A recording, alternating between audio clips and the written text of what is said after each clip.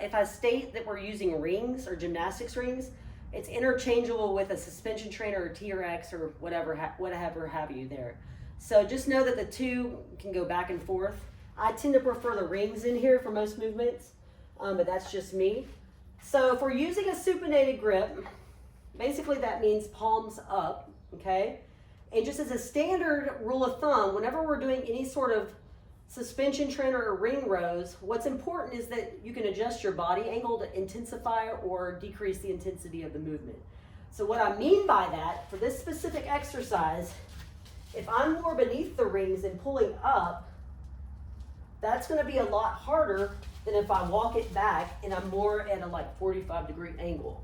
So I'm keeping a good plank, palms are staying up, pulling. And so as I lower, I'm not dipping down, I'm not pulling up and arching and getting crazy here either. So I'm keeping the tension. Another option would be to do what I call a tabletop with the knees bent. That might allow you to get more parallel to the floor at that bottom position. So those are options for the rings or suspension trainer. As an alternative, you could do a dumbbell chest supported row with a supinated grip.